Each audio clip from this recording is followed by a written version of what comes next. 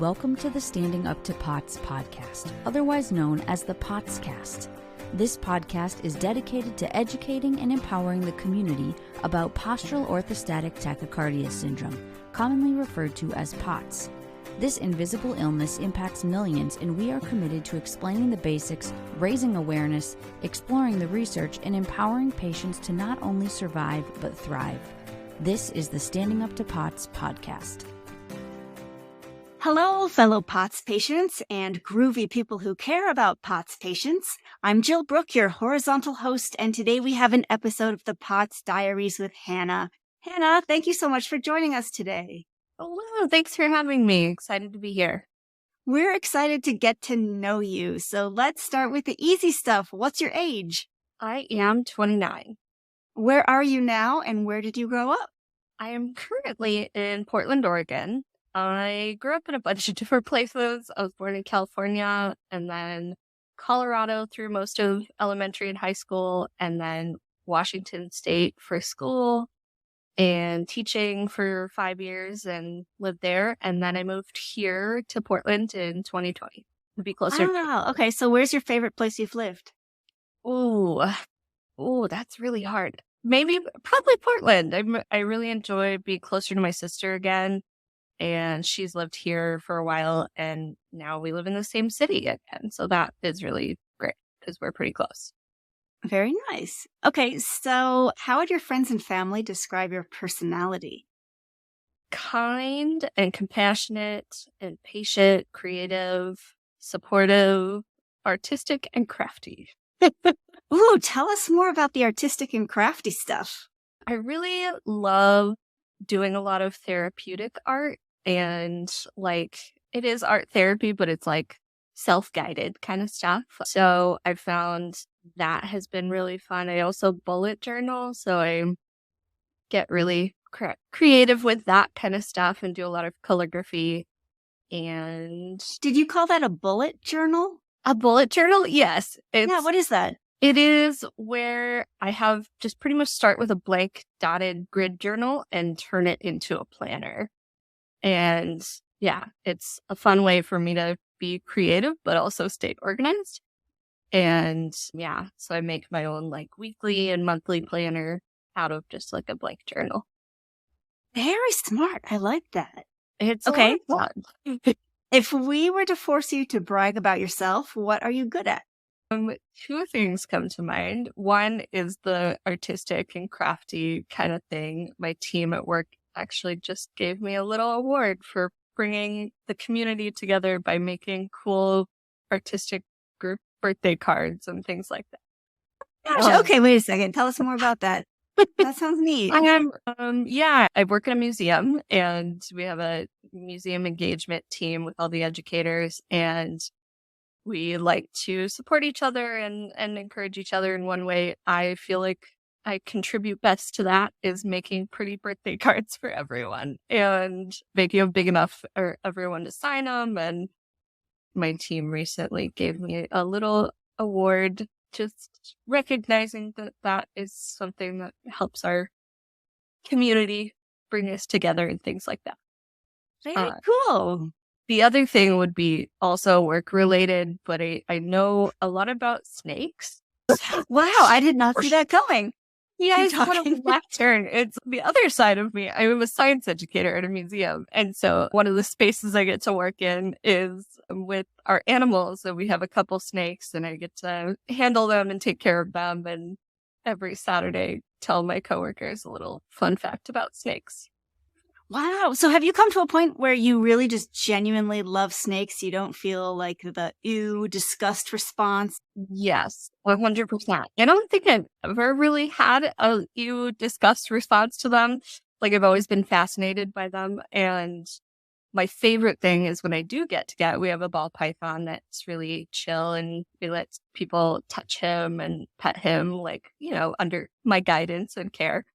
But my favorite thing is talking to people who have some misconceptions about snakes or are scared of them, and talking about how most of them are not dangerous and not going to hurt you, and that this one's been here for a long time and he's really sweet and never hurt anyone. And a lot of people come around. My favorite thing is leaning into that fascination rather than people being scared by them.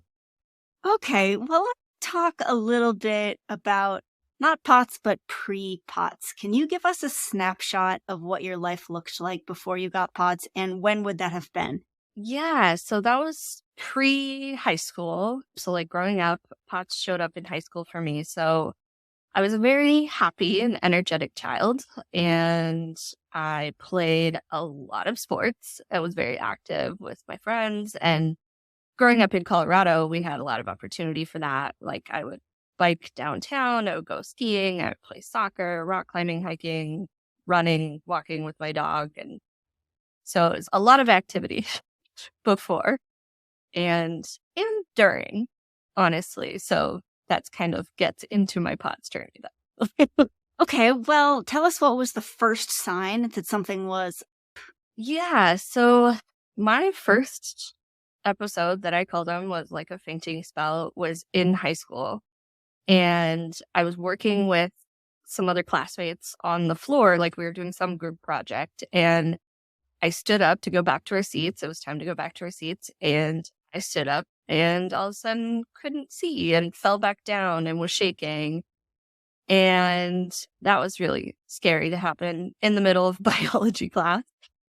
And yeah, that was just my first one that I remember. And I didn't take it very seriously for a long time. And yeah, So did it keep happening, or? it did not that dramatically, but it would happen periodically in my late teens. And I don't remember the teacher saying anything, unfortunately. But also I had a classmate just make some really awful comments when that happened, and that stuck in my head. And then when I started talking about it or like telling people like, oh, I feel kind of dizzy when I stand up and like I and don't feel great and like feel lightheaded, I got very used to hearing, well, everyone feels a little lightheaded when they stand up sometimes. And so I really internalized that for a long time of like, it would happen so infrequently and didn't really take over my life for a long time that I didn't take it seriously either. So So at what point did you take it seriously?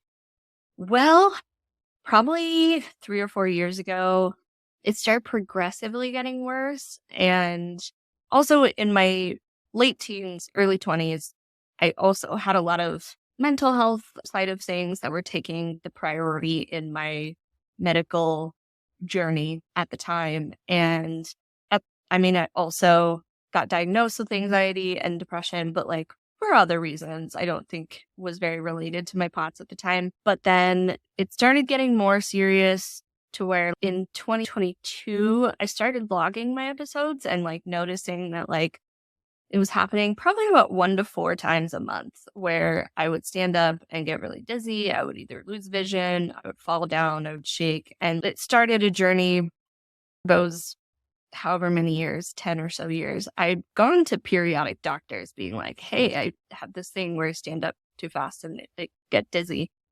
And no one really took it seriously. I had took my blood pressure, like orthostatic, and then not seeing anything. So they were just, I don't know. But when I started logging it and having pretty serious ones where I would just like wake up on the floor and not know what happened. And I lived alone a lot of the time. And so it started happening, 1 to 4 times a month in that. And then this year it started increasing to where it was happening like 7 or 8 times at the beginning of the year and like 13 fainting episodes in 1 month. And so this year it started getting a lot worse. And I also finally got diagnosed with POTS officially this year. Okay, so how long was that altogether to get diagnosed? And do you think that the fact that you did have a diagnosis of anxiety made it harder to get diagnosed? Did they want to just attribute everything to that? Because I guess a lot of POTS patients who don't have that diagnosis say that's what happens. And does it even worse?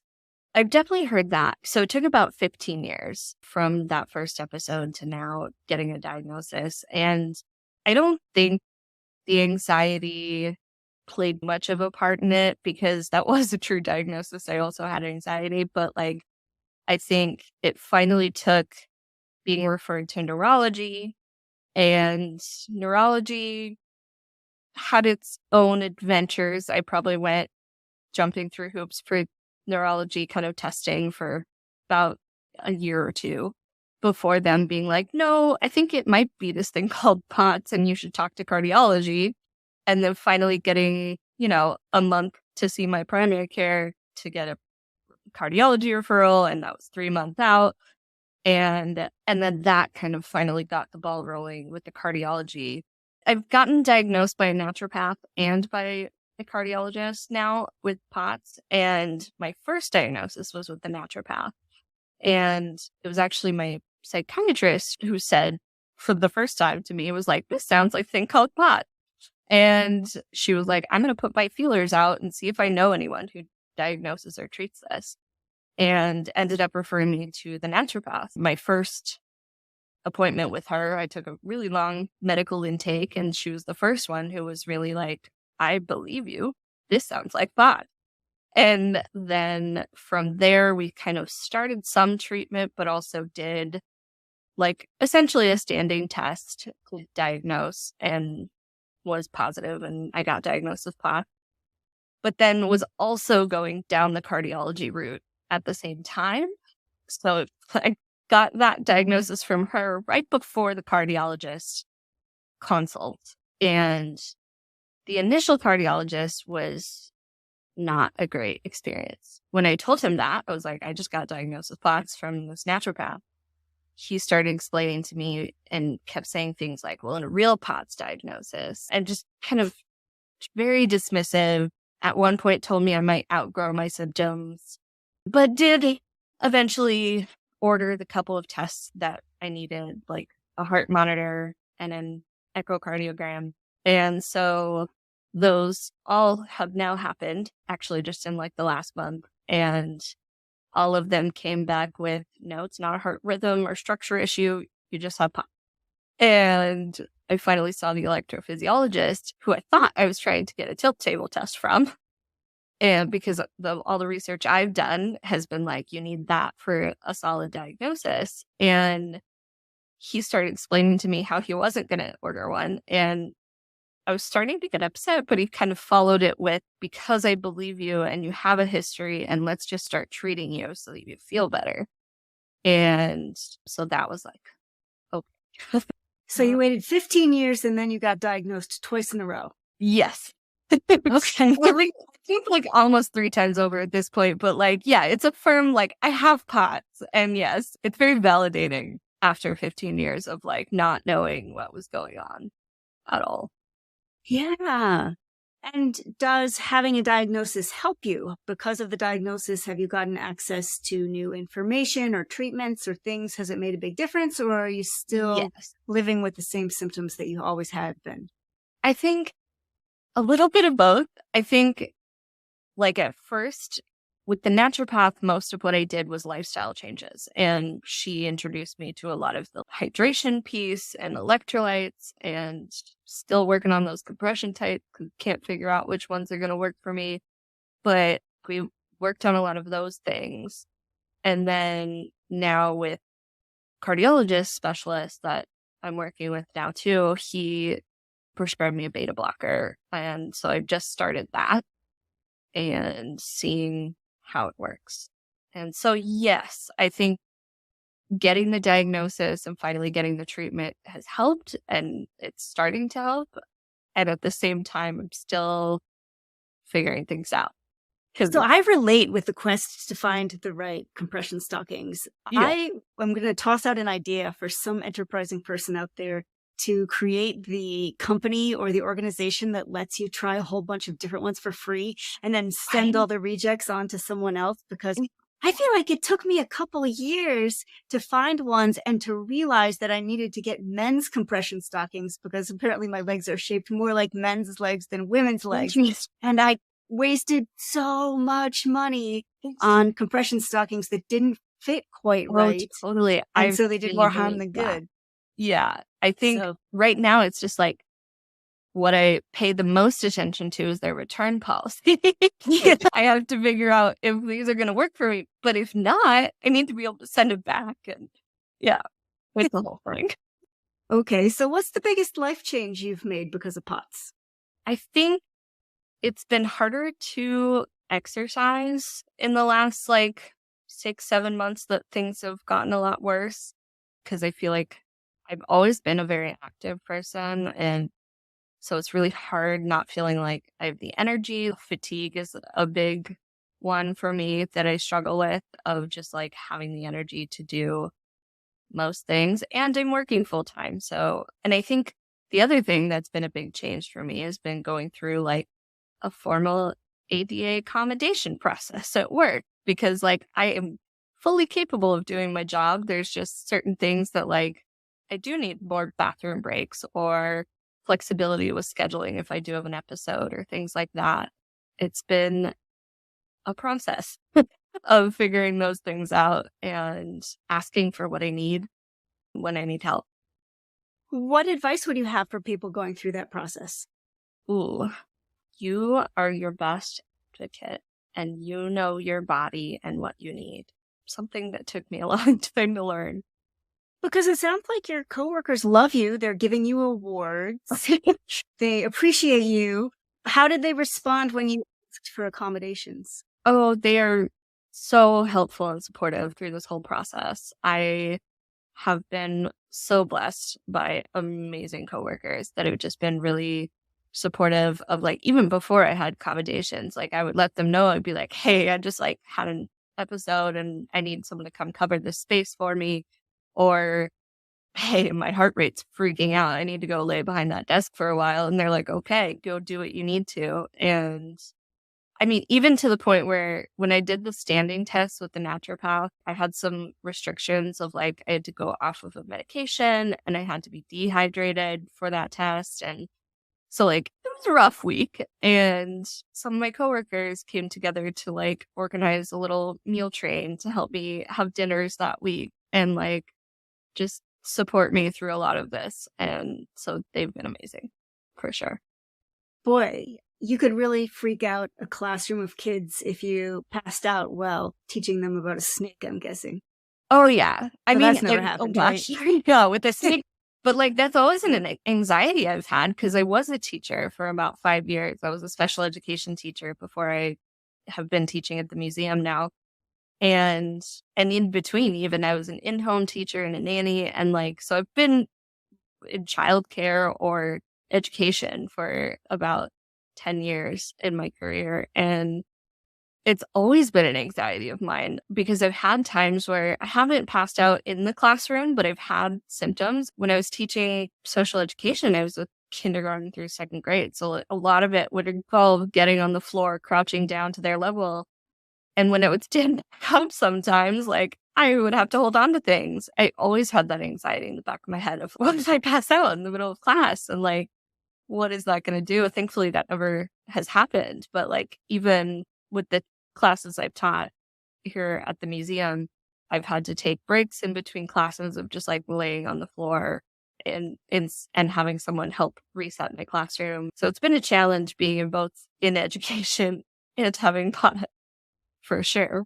Yeah, I mean, have you ever passed out in a way that was dangerous to your safety in terms of hitting your head or passing out in a public place where, goodness knows what could happen, or in the middle of the street? Or do you take any kind of precautions around that kind of thing? So the last one, I'm really working hard on standing up slower, but it's easier said than done. The most public, I think, of an episode I really had was that first one in class. But other than that, it's mostly been at home by myself. And thankfully, I've never hit my head on the way down or anything like that. I have a very short window between standing up, realizing something's about to happen, and either trying to sit or get back down closer to the floor. And in some cases, I'm able to be I'm still next to the couch or the bed and kind of angle myself that way when I fall. But actually, my most recent one was just by myself in the bathroom. But I tried to sit down, but I missed the chair. And I didn't injure myself, but some of my episodes, I have convulsive syncopes. So I'm shaking as well when I've fallen down. And so the most recent one, I was on the bathroom floor and kind of bumping my head on the floor, which was not fun, which gave me quite a headache. But yeah, so it's very scary to have those like by myself, and I don't have much of a system. I mean, I've thought about like something like a service animal, but don't know if I have the means right now to make that happen. But I have my emotional support animals, but they don't help too much except for like, the emotional side afterwards, but the safety not as much. Yeah, for sure. And I mean, do you ever have to like get up in the middle of the night to go to the bathroom? And the reason that I ask is that when my POTS was getting bad, I would faint pretty hard. But during the day, I could control it because I kind of knew what to look out for. Like, don't get too warm, or I'd feel it coming on and I could sit down in time. But at night, in the middle of the night, when I'd get up to go to the bathroom quite a few times because I was drinking so much, I would not remember it in the morning, but sometimes I would find signs that I had passed out in the middle of the night. Like one time I even found blood in a couple different beds. Oh no. And so I had no memory of it, but apparently I had gotten up to go to the bathroom. I must have fainted. I must have slept in one bed for a while, but then I woke up in a different bed. And so that was kind of a wake-up call to me to be like, oh boy, this is something you should take more seriously. Yeah. And so since you live alone, I guess, yeah, do you wake up in the middle of the night and how do you know you're not fainting then? Yeah, I don't think I've had that problem. I don't often wake up in the middle of the night. I also have sleep apnea as well. So I wear a CPAP that helps me sleep most of the way through the night, all the way usually. For me, it's almost always just like getting up too quickly. So I have had like getting up out of bed in the morning where I've had an episode like first thing trying to get out of bed. But like typically I don't get out of bed too much at night. Okay, good. Good thing. So is there anything about POTS that you wish you had known much sooner? A lot of things, but probably the biggest was like the electrolytes. Because I think for a long time, it's so many doctors tell me, like, you just need to drink more water. I think you're just dehydrated. And I heard that a lot when I was in the early stages of like, I don't feel good and I get dizzy when I stand up. And they would just tell me you're dehydrated, drink more water. And learning recently with the naturopath, they're like, no, you need electrolytes in all your water to actually like keep it in your body. And that has made a big difference for me. Are there any silver linings to having POTS? It's taught me to be more of an advocate for myself, for sure.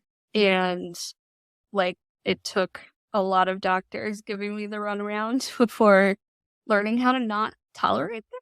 And like I've now gotten to a point where if I feel disrespected or dismissed by a medical professional, I feel comfortable standing up for myself and either asking for a new provider, or recently I was admitted to the epilepsy monitoring unit because neurology wanted to confirm again that it wasn't seizures. But when I got there, the neurologist, the epilepsy specialist kind of came in while I was getting the electrodes glued to my head to tell me like, I don't really know why you're here. Your last EEG like really was very typical of fainting. And it was just a whole thing that I ended up staying in the hospital only for a day instead of 5. But like in that case, I also learned I can call the patient relations specialist and really talk to someone about how that wasn't okay. And so I've mostly learned how to find providers that can empathize and listen and take me seriously. And it's also taught me to listen and trust my body more as well. Can you talk more about a patient relations specialist? People who don't know what that is or what they could do for you? Totally. So like I had this pretty negative, frustrating experience at the hospital, and my therapist actually helped me find the number for the patient relations specialist at this hospital, whose job it is to take complaints or like concerns of patients, and they pretty much sat with me for a half an hour talking on the phone, and I told them everything that happened and how I was frustrated and who was involved, and that they were going to pass it along to leadership at the hospital because they felt that that was something that they needed to know was something that happened. And so they were just someone who was really helpful in listening to my concerns and hopefully helping make some change. But Right. We can hope. yeah. Are you up for a speed round where you just say the first thing that comes to your mind? Yes. What's your favorite way to get salt? Original sun chips with extra garlic salt. What is the drink you find the most hydrating? My favorite is watermelon propel. People keep saying that. It does not sound as good as it must be. I'll have to try it before I discount it. I recommend it. What is your favorite time of day and why? Probably just sunset, because as an artist, I love taking pictures of nature and painting pretty things. Where is your favorite place to spend time? Ooh, there's a park that I live really close by here in Portland, and called Mount Tabor, and it's my favorite. How many doctors do you think you saw over the years for what turned out to be POTS? I think at least 10, but that's just the ones I can remember in the last 4 or 5 years. How many other POTS patients have you ever met face to face in the flesh? Only one, but neither of us had a POTS diagnosis at the time. What's some good advice you try to live by? One is, and that's okay. Adding it to everything makes me feel better. Like, I didn't do my laundry today, and that's okay. And also, it can be both. So, acknowledging that two sometimes seemingly opposite things can be true at the same time. Yeah. What is something small or inexpensive that brings you comfort or joy? The way that I started describing my brain fog to people around me, I just explain it as there's just one piece of wet spaghetti that is driving my brain, and her name is Noodle. And she struggles, and sometimes she's half a noodle, but she's doing her best, and it makes me laugh, and it brings me joy. Nice. Who is somebody that you admire? Frida Kahlo. Ooh, the artist? Why? Yes. She is just someone who went through unimaginable pain and suffering in her life, but never gave up and processed a lot of it through art. And that's something I find really beautiful and inspiring. Nice. Okay. What is a food you really like to eat? Oh, I have about 4 meals that I can cook well myself, but my go-to is probably pasta and veggie sausage with some broccoli. But because I need more protein in my diet, I've changed to like protein pasta that's made out of lentils. What is something you're proud of? Ooh, back when my symptoms weren't as bad, I have completed 4 triathlon, and one of which was an Olympic distance, which is probably the one I'm the most proud of. And I've also climbed 2 mountains that were over 14,000 feet tall. Oh, One of which I broke my ankle on the way down about a mile from the end and still finished it hopping on one leg. So, oh my gosh. Okay. So what do you think about when you're doing an Olympic length triathlon? ooh, that's a great question. So it's a swim, bike, and run. And that one particularly was like a mile swim, 28-mile bike, and a 10K. And the swim, I may or may not have had a panic attack in the water, but I still finished. And the whole thing, I finished about, I think, second to last, but I finished it. And I think something that has always stuck in my brain when I'm doing those is like usually a lot of music that gets stuck in my head on repeat, and just it helps me find the strength within myself to keep going. Beautiful. What's the toughest thing about POTS? probably between the constant fatigue and that fainting can be really scary sometimes. What's an activity you can enjoy even on your most potsy days? Ooh, painting. My favorite is I sometimes paint watercolor in my bathtub. Like I have one of those things that goes across the bathtub and I paint watercolors while I'm sitting in there. And something that has been life-changing for me lately, because when I used to take hot baths, my heart rate would be like super high and like freaking out.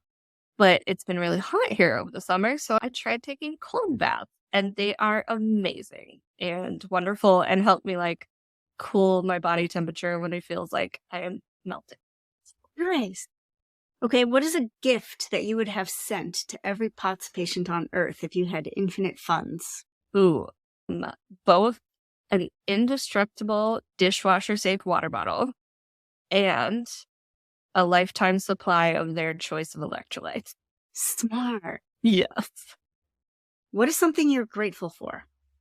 My cat. I've had one for about 9 years almost, and the other I just had a couple weeks ago. So she's sweet. Have you ever had to sit down or lie down in a weird place because of POTS? And if so, where was the weirdest? Yeah. Mostly it's all been at work lately. It's been like under random people's desks. And my, again, lovely coworkers have made it normal to just have conversations with me while I'm laying down under someone's desk. And I love that. Oh, yay, understanding coworkers. Yeah. Okay, I just have a couple more questions. What do you wish more people knew about POTS? That it helps when loved ones do their own research too. I think for me, sometimes it's both exhausting to have a chronic illness and then at the same time be explaining what it is to people all the time. And so it's been really cool for me that people in my life have done their own research to kind of figure out what POTS is when I tell them that that is something that's going on with me. Yeah. If anybody out there listening is a loved one of a POTS patient and you want a really cheap but meaningful gift, this Google search would mean a lot to many people. Okay, last question. Is there anything you want to say to your fellow POTS patients who are listening that you haven't already said? Never give up. I think it can be a long road to diagnosis and treatment, but it's very much worth it to figure out what's going on and to allow yourself to have all the feelings that come up along the way, and you're going to be okay. And this is your reminder to drink some water, right? Actually, I have one last question. Okay. What takes more endurance, an Olympic-length triathlon or waiting 15 years for a diagnosis? Probably the 15 years, for sure. Yeah. All right, Hanna. Well, thank you so much for sharing your story and your insights with us. We so appreciate it. And I know everybody listening is wishing you all the best going forward and hopes to run into you next time they're in a museum in Portland. Of course. Thank you so much. Okay, listeners, I hope you enjoyed today's conversation. We'll be back again next week, but until then, thank you for listening. Remember, you're not alone, and please join us again soon. As a reminder, anything you hear on this podcast is not medical advice. Consult your healthcare team about what's right for you. This show is a production of Standing Up to POTS, which is a 501c3 nonprofit organization. You can send us feedback or make a tax-deductible donation at www.standinguptopots.org. You can also engage with us on social media at the handle Standing Up to POTS. If you like what you heard today, please consider subscribing to our podcast and sharing it with your friends and family. You can find us wherever you get your podcasts or at www.thepotscast.com. Thanks for listening.